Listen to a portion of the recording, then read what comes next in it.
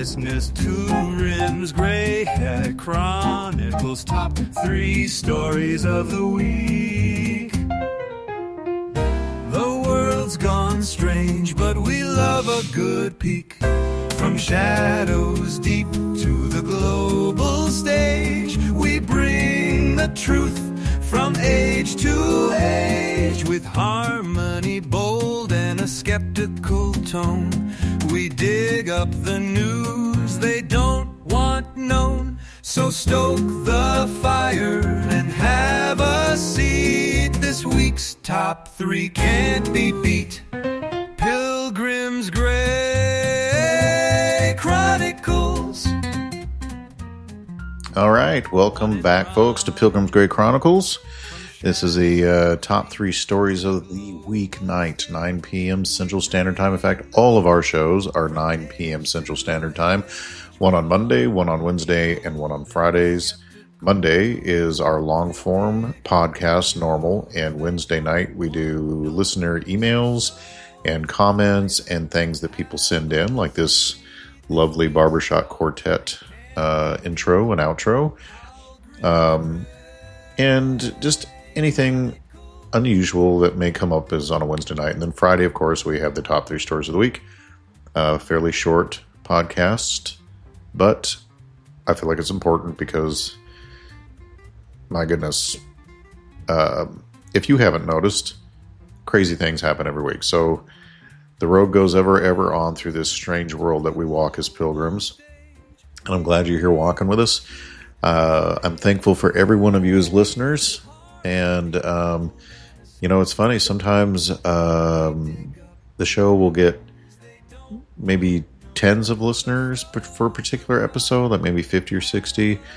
And then there's other ones that get thousands. And I'm not really good at the algorithm stuff. I really just want to learn things and share them with you and help reveal to you what's going on in the world so that you don't fall for the BS and you're awake and information that you can share with other people. So buckle up for this evening because we're not here to just skim the surface.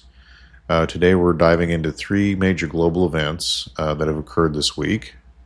3 stories that on the surface might seem disconnected, but when you connect the dots, there's a much darker, much older plan that begins to take shape. And we kind of study this every Friday.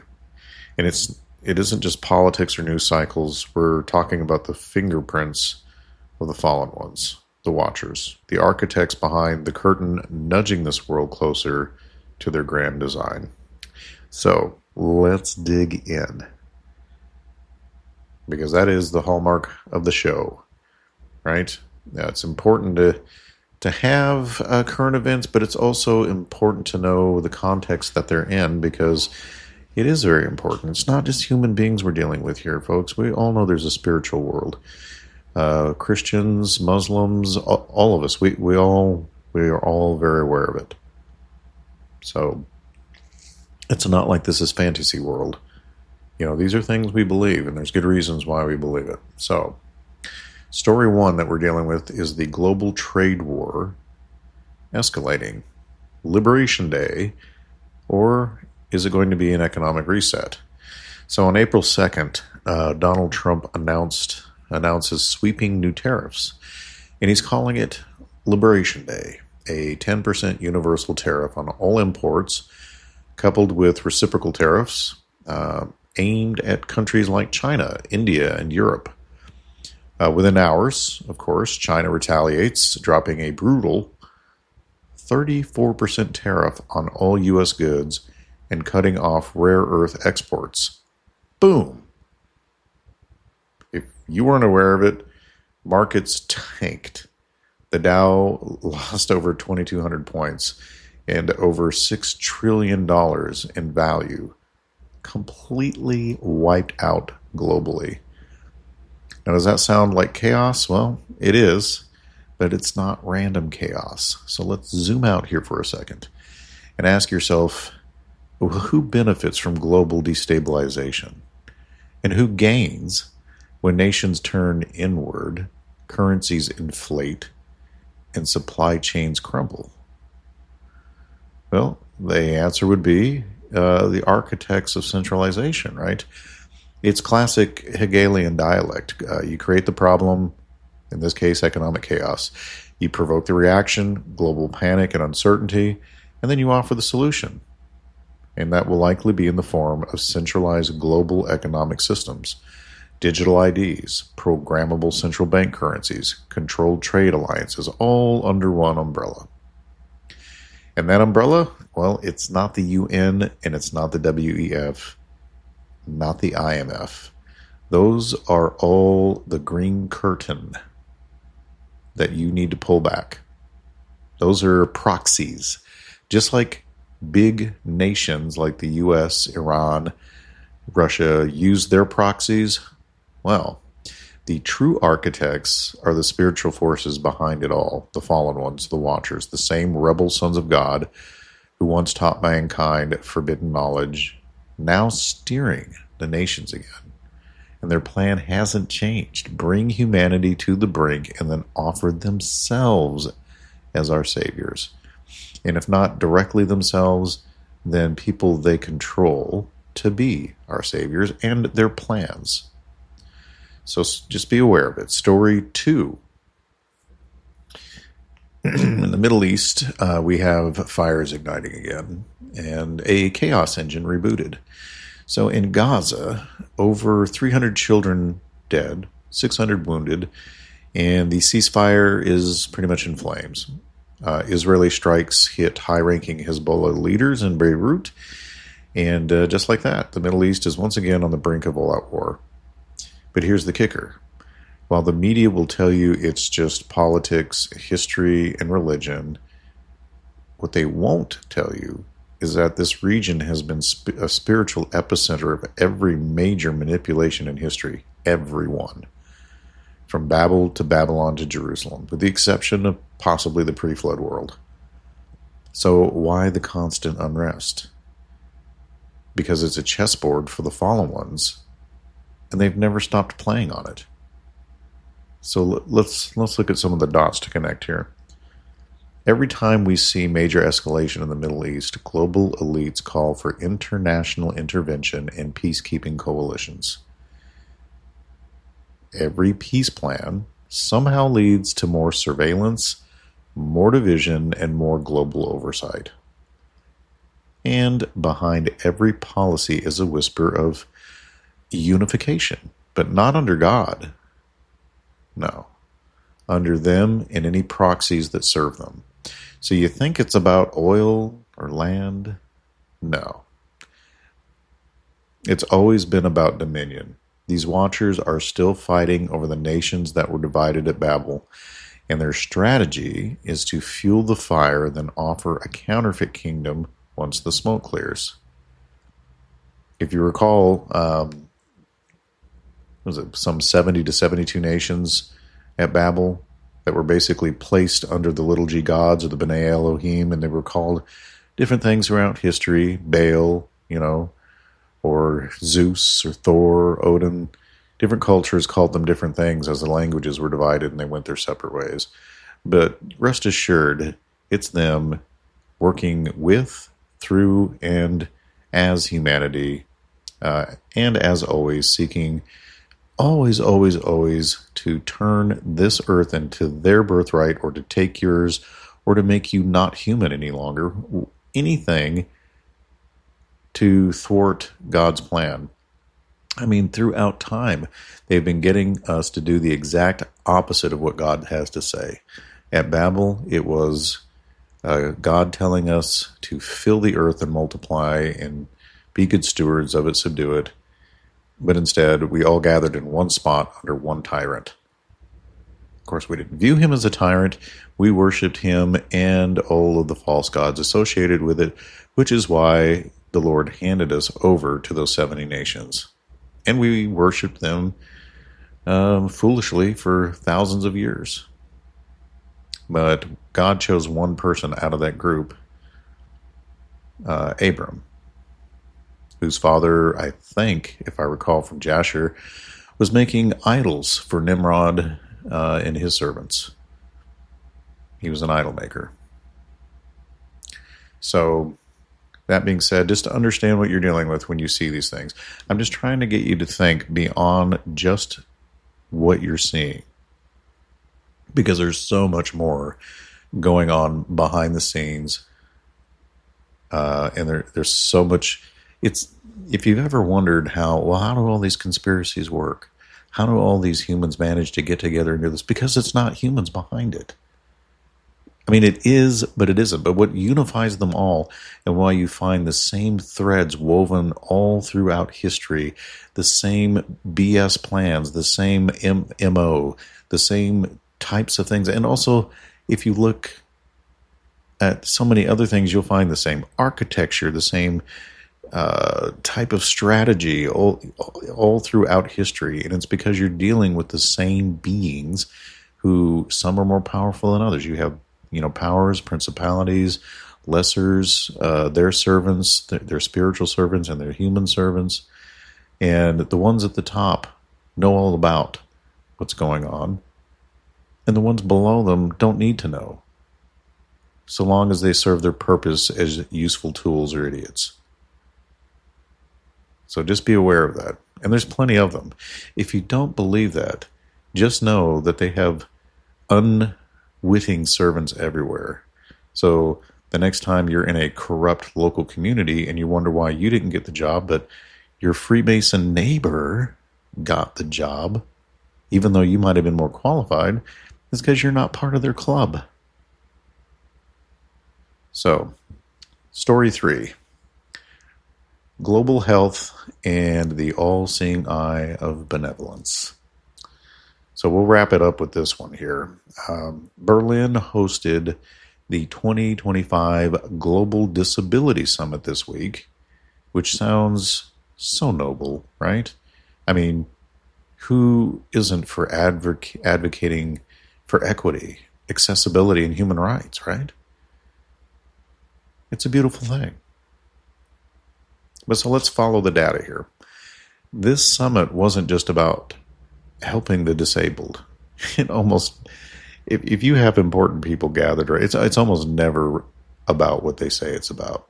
They like to put up the whitewashed facade while they are decayed, dead people on the inside. But all most people see is their facade, and they don't look any further. Because these beings have done a great job through humanity of building up decades of trust through different operations. But yes, decades of trust. So you trust your news people. You trust whatever news service you want to watch or name. And the whole time they're feeding you propaganda, and you need to be researching things for yourself and digging and looking behind things. Don't just take in fact, don't take my word for it. Look and see if what I'm saying is correct. You should question everything and see what you come up with. So, anyway, the summit wasn't just about helping the disabled. It was about harmonizing health policy and data collection across the globe.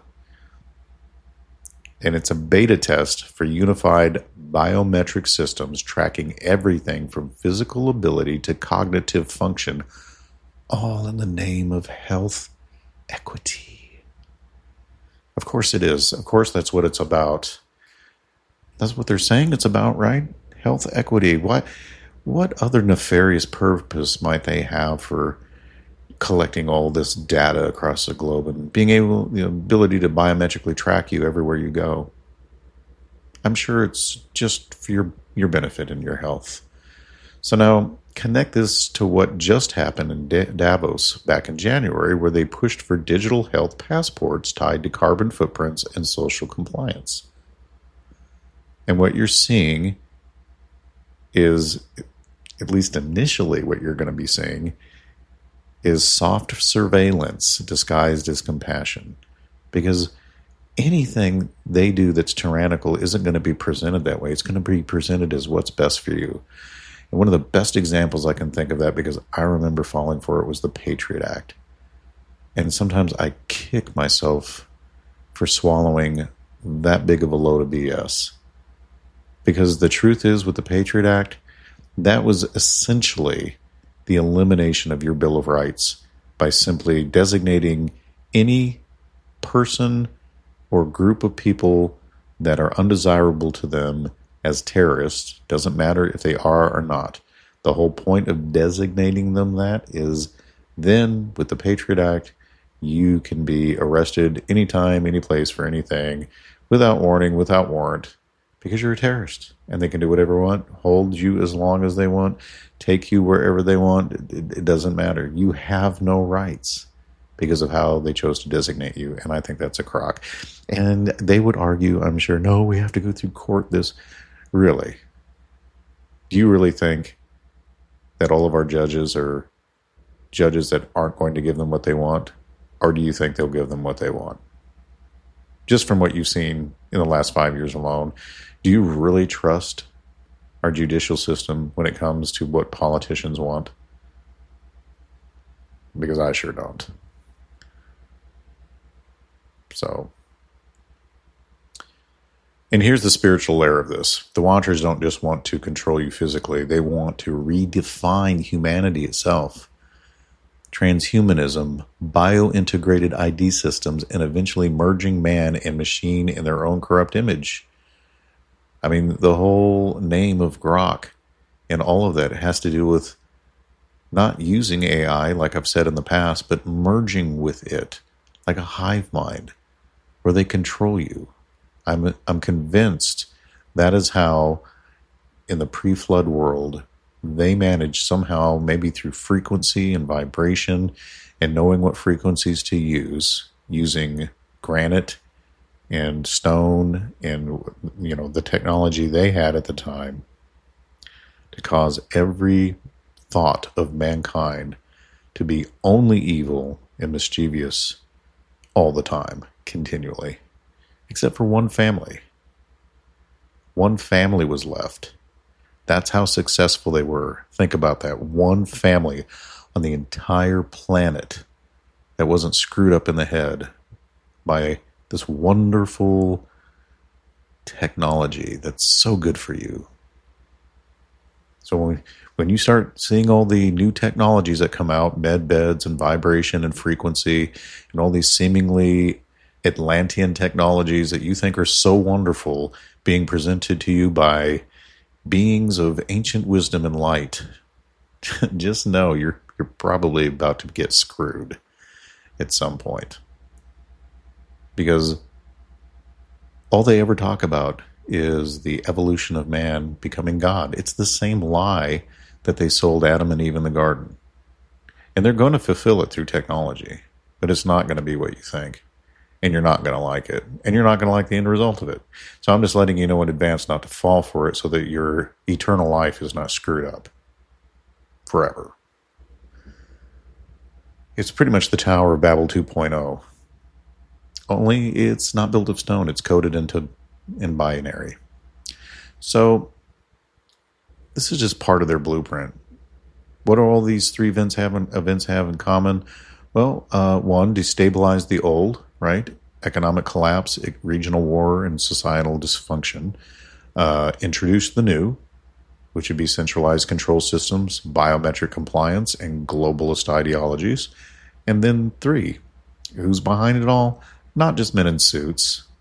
This is ancient. This is the long games war, the seed war. The same fallen beings that corrupted mankind before the flood are still pulling strings, but this time they wear lab coats, speak at global summits, and hide behind tech infrastructure. And remember what the book of Hebrews says. You don't know if that person that you're seeing on TV is even human. Now, in the context of Hebrews, it's talking about being polite to strangers because you don't know if that stranger might have been you entertaining an angel unaware. But if that is possible, so is the introduction into the world of other angels that aren't so great. But they can also appear like a human and you would never know it. So, here's the thing. They can't hide forever, because once you see this pattern, you cannot unsee it. The whole purpose of my podcast, well, maybe not the whole purpose, but one of the main purposes of my podcasts is to help you see it. And I make no apologies for the fact that once you are fully awake, you won't be able to watch TV the same way again. You'll see their signs everywhere, their propaganda everywhere. You won't be able to watch a show on Netflix without seeing what they're up to, generating sympathy for themselves, using comms and communication and symbolism, you name it. You'll begin to pick up on it slowly but surely, and you'll see it. So our job here isn't just to expose it, it's to equip you to see clearly, discern the lies, and choose the narrow path. This is not a political war. It's not going to be won through politics. It's not just cultural, it's spiritual, and it's been raging since Eden. So stay sharp and watchful, and remember, the truth is never afraid of investigation or being asked questions. But you know what is? Lies. And that is why they shut you down. That is why they take people's livelihoods away. That's why they don't truly believe in free speech. But we do. We're not given a spirit of fear, but of courage, power, sound mind. So that is all of our 3 stories. But I want to admonish and encourage you and edify you into, not being discouraged by this world and what they're up to, because ultimately, if you're awake and you know what's going on and you serve the God that created everything in this universe, you have nothing to fear, and He's always got your back. And as far as you ought to be concerned, until you have completed what you're supposed to be doing here on this planet, because He has a purpose for you, or you wouldn't be here, you may as well be invincible. And with that, I'm going to play you out, and we will continue to walk the road that goes ever on into the weekend, which I hope is awesome for all of you. Have a good night. You're listening to Pilgrim's Chronicles Top 3 Stories of the Week. The world's gone strange, but we love a good peek. From shadows deep to the global stage, we bring the truth from age to age with harmony bold and a skeptical tone. We dig up the news they don't want known. So stoke the fire and have a seat. This week's top 3 can't be beat by Grimm's Grey Chronicles.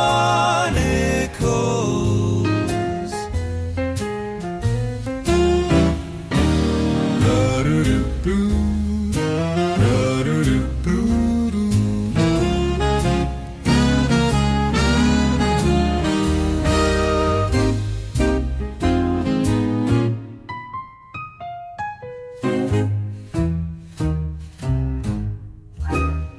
From shadows deep to the global stage, we bring the truth from age to age with harmony bold and a skeptical tone.